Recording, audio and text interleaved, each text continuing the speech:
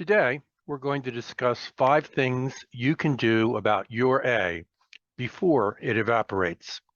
Whether you are in a live class or online, the battle begins before your teacher says a word. These students they're people who try to do what they're told, but they're not quite sure why. B students, there may be a few in your class. They're students who think they already know what's going on and they work really hard after class.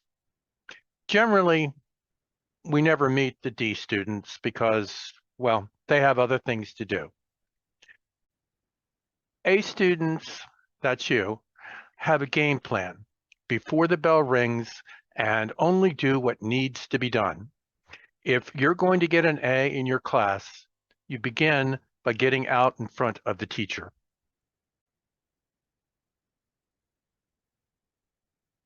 Hi, I'm Terry Doherty, and I teach English. Mostly my students are first-year international ESL students, but I also get a few American students. Many are like I was in the day, first-generation college students from families where going to college is for other people. No one was as surprised as I was when I began college. My guidance teacher told me to apply, so I did. But I didn't expect much to come of it. Big surprise. I found my way to the dorm and the food halls. Beyond that, it got a little sketchy. There are little rules of college success that no one had bothered to mention. In that first year, I did more sinking than swimming. So here's some advice from someone who started at the bottom and began to dig. Yes, I eventually figured it out, and here's where you begin.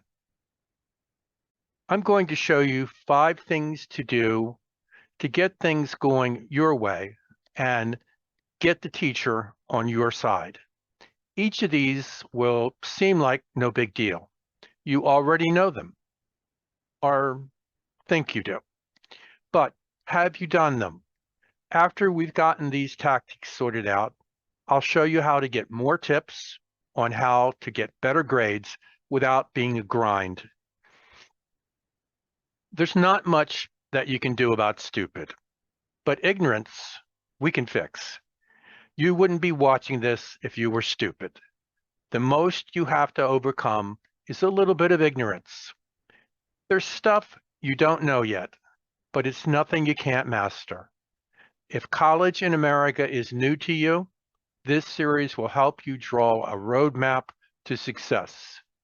Let's get on the path to your university success. Rule number 1 is about the mirror. Have you ever looked at the mirror? Do you know who's in the mirror? Do you know anything about that person? Well, it's the first day of class, and you're surprised.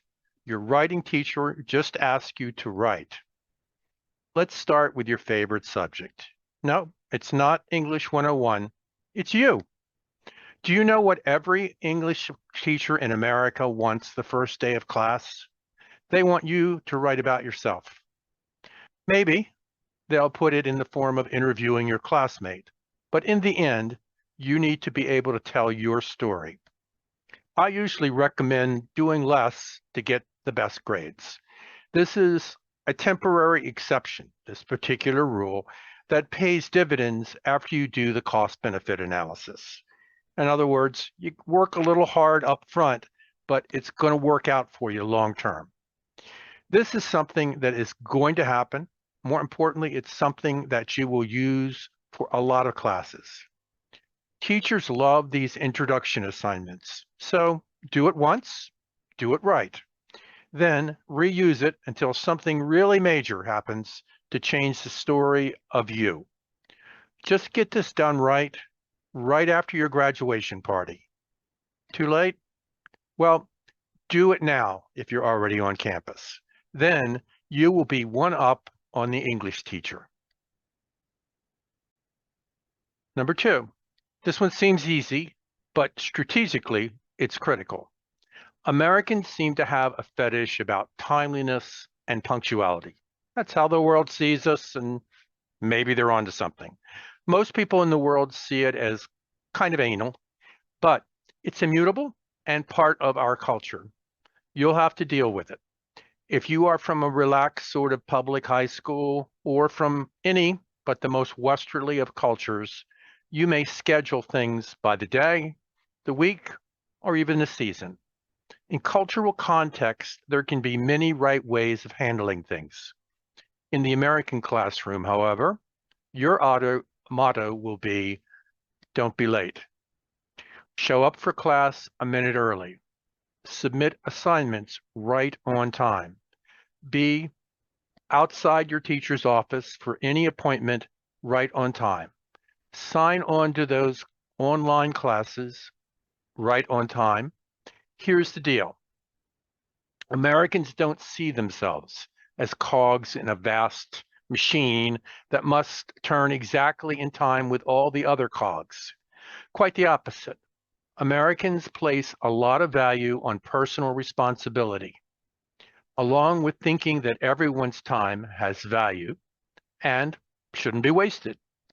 They see it as a matter of politeness.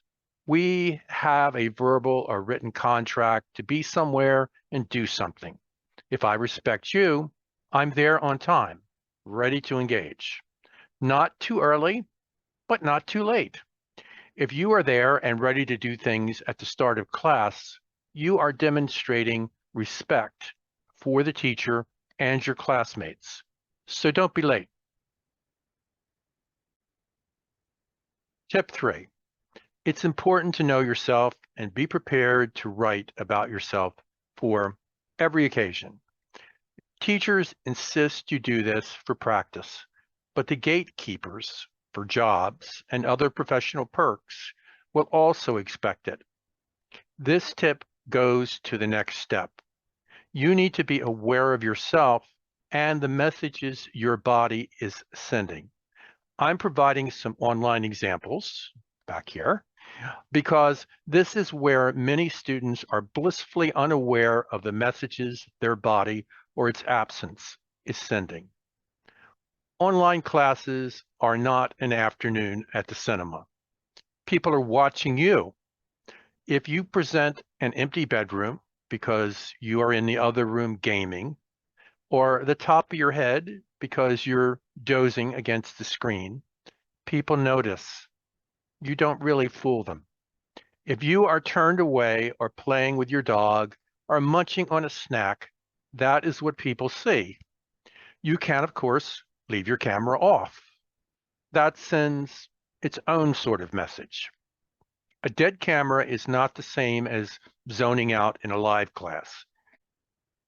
There is no doubt that you are not present.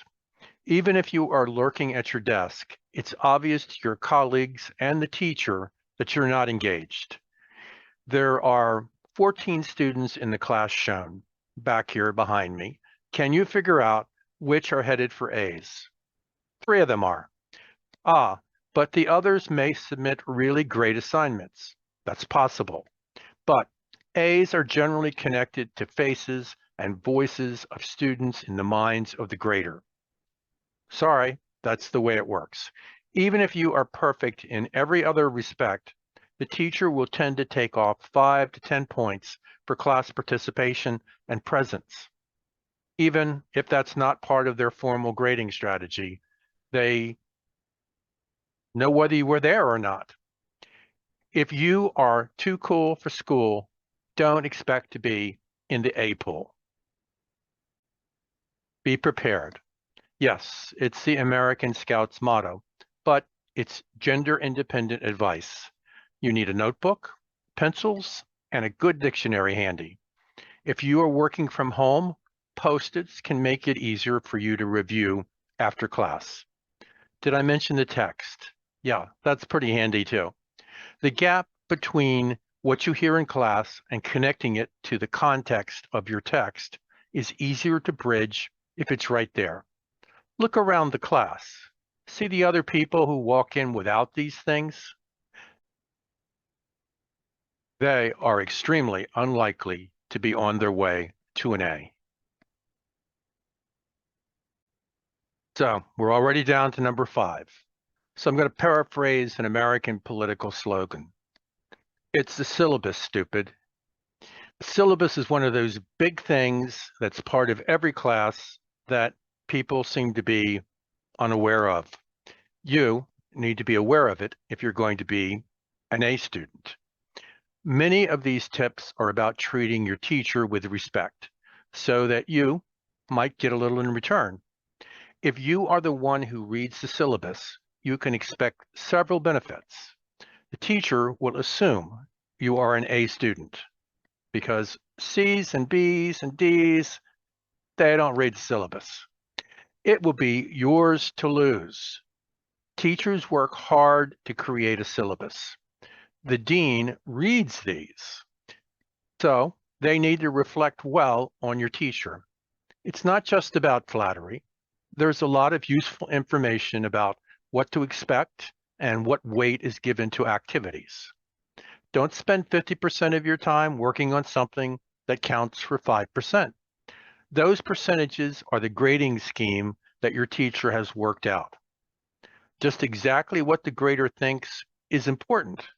Devote your time to the important things. Remember, these 5 tips will pay off in the student's currency, A's.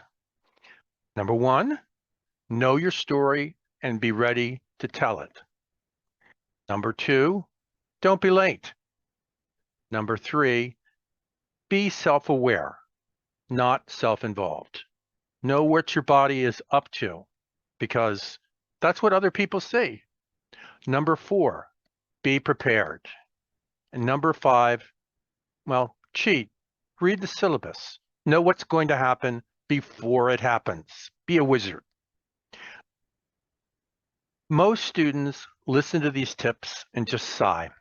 I know, nothing new here. True. But I'd like to pose the evidence of academic reality. Most students, most of the time, seem totally unaware of the simple but crucial preconditions for getting a good grade. It's not that something is so obvious that absolutely everyone knows it. It's whether you act on the obvious or leave that to other students, the ones with A's. If you got value out of this video and are still interested in getting better grades, you'll like my next video for struggling but undefeated first years. There are a dozen simple procedures that will turn C's into A's. Some are operating tips like these. Others are down in the detail, how to go about getting an A-worthy product finished. Some are already waiting for you, and several others are still under construction.